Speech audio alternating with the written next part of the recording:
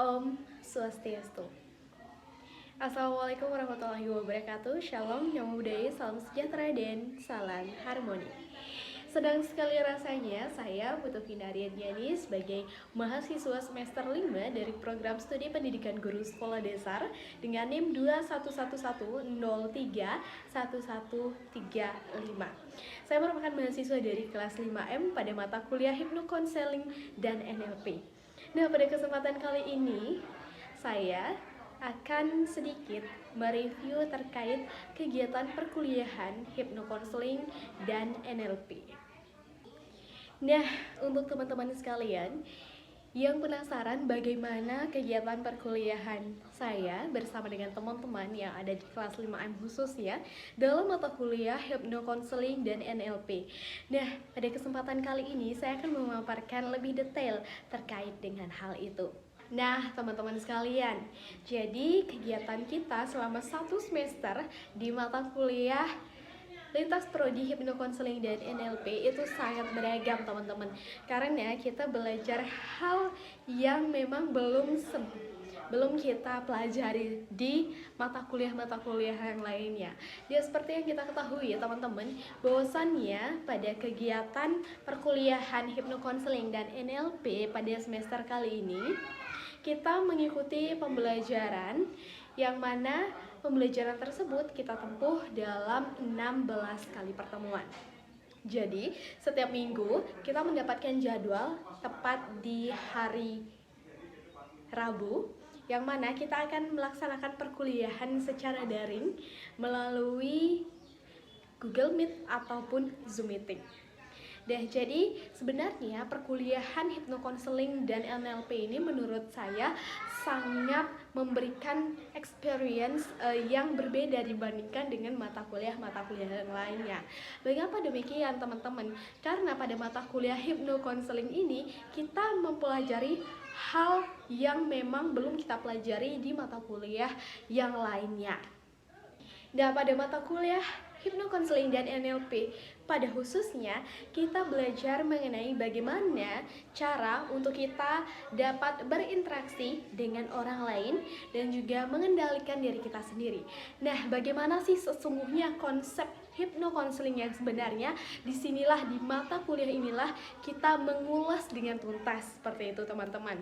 Nah, jika kita berpikir bahwasannya hipnokonseling adalah atau hipnosis yang bisa kita kenal dengan istilah itu di masyarakat, hipnosis adalah suatu trik atau ilmu atau bahkan ada yang menyebut dengan ilmu hitam, yang mana pada kesempatan kali ini kita akan meluruskan kembali bagaimana sih konsep hipnokonseling atau hipnosis itu sendiri.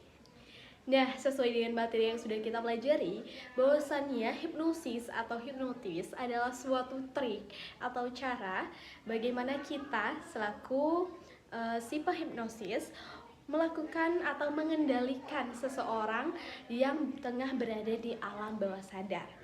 Nah, yang perlu kita klarifikasi juga adalah bahwasannya hipnosis ini bukan merupakan salah satu bentuk ilmu hitam atau ilmu yang lainnya. Karena hipnosis ini sebenarnya sangat bermanfaat bagi kehidupan kita, khususnya untuk diri sendiri. Karena hipnosis ini tidak hanya bisa dilakukan kepada orang lain, tetapi hipnosis ini juga bisa kita laksanakan atau lakukan untuk pribadi kita sendiri. Yang pertama seperti untuk mendapatkan ketenangan, rileks, kemudian mendapatkan afirmasi positif, melaksanakan sugesti untuk diri sendiri maupun orang lain. Jadi konsep dari hipnosis ini bukan sekadar memengaruhi orang yang tengah berada di alam bawah sadar, tetapi bagaimana kita untuk mengatur emosi kita dalam suatu hal atau menyikapi suatu permasalahan yang terjadi di kehidupan. Nah, kemudian jika dari salah satu teman-teman pernah melihat pesulap merah, kemudian juga uya-kuya, nah hal itu adalah satu atau dua di antara dari bentuk-bentuk hipnosis yang ada. Jadi tujuan hipnosis itu sebenarnya sangat beragam teman-teman. Salah satunya seperti yang sudah saya sebutkan barusan, yaitu untuk mendapatkan ketenangan. kenyamanan, lebih rileks, kemudian juga memberikan sugesti pada diri sendiri untuk lebih melakukan hal-hal yang positif, menghilangkan aura negatif dalam diri sendiri maupun diri dari orang lain. Jadi hipnosis ini tergantung dari tujuannya itu sendiri. Nah, hipnosis tidak berarti merugikan untuk orang lain. Hal ini juga bergantung kepada tujuan si penghipnosis kepada seseorang atau kliennya itu sendiri. Nah, selain itu, saya sekarang akan membahas mengenai tugas-tugas yang telah diberikan dari Pak Eka selaku dosen pengampu mata kuliah hipnosis dan NLP pada semester 5 kali ini pada mata kuliah lintas prodi. Nah, jadi untuk tugas-tugas yang diberikan dari Pak Eka Paramata selaku dosen itu sangat beragam, teman-teman. Jadi ini merupakan salah satu tugas yang bisa dikatakan tugas random, yang mana tugas ini adalah tugas yang memang berbeda dengan mata kuliah yang lainnya. Kenapa demikian? Nah, karena pada tugas ini kita lebih melaksanakan praktik. Salah satunya yaitu praktik untuk deepening. Nah, yang mana deepening ini adalah melaksanakan hipnosis kepada orang lain atau orang di sekitar kita atau orang asing yang kita temui. Jadi bagaimana kita untuk melaksanakan step by step atau secara tahap demi tahapan seperti itu. Jadi dalam menghipnosis seseorang kita juga tidak bisa langsung menghipnosis begitu saja, tidak begitu teman-teman. Jadi kita harus melakukan beberapa tahapan, yaitu adanya 3 tahapan yang harus teman-teman laksanakan. Yang pertama yaitu kita harus mengecek klien kita atau calon klien kita apakah dia siap untuk dihipnosis atau dia merupakan orang yang tepat atau orang yang bisa untuk dihipnosis. Caranya yaitu dengan apa teman-teman? Pastinya kita akan melakukan suatu sugesti kepada calon klien kita. Apabila calon klien kita sudah masuk dalam permainan atau hipnosis kita tahap pertama, maka calon klien kita berhak dikatakan bisa dihipnosis. Kemudian yang kedua yaitu ada fase deepening, teman-teman. Jadi pada fase kita kali ini kita sudah mulai menghipnosis, ya. Kita sudah mulai seperti memberikan hitungan, dalam hitungan 1 sampai 3 Anda akan tertidur. Nah, seperti itu. Itu adalah sudah masuk ke dalam fase deepening. Kemudian yang terakhir. Nah, fase yang terakhir ini adalah yang mana fase relaksasi untuk klien kita, seperti itu.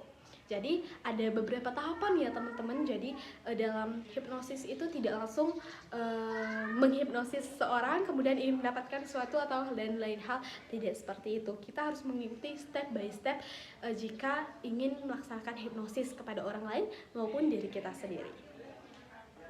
Nah, kemudian seperti yang sudah saya jelaskan di awal, bahwasannya dalam mata kuliah ini kita juga belajar bagaimana cara menghipnosis diri sendiri. Nah, bagaimana caranya teman-teman ya? Jadi kita juga mempelajari yang namanya self-hypnosis, yang mana ini juga bertujuan untuk menenangkan diri atau menenangkan batin kita dalam mencapai suatu kerileksan, kenyamanan, dan juga ketenangan. Jadi tujuan dari self-hypnosis ini adalah membentuk pribadi seperti lebih percaya diri, kemudian bisa menghadapi masalah dengan baik, dengan tenang, dan lain sebagainya. Jadi pada intinya self-hypnosis ini akan memudahkan kalian untuk dalam hal pengendalian jiwa, pikiran, dan juga batin kalian. Jadi mempelajari hipnosis dan NLP ini sangat bermanfaat bagi kita semua. Jadi jangan pernah takut untuk belajar hipnosis dan NLP karena mata kuliah ini sangat bermanfaat untuk kita semua. Jadi sekian review materi pada semester kali ini. Terima kasih banyak dan sampai jumpa.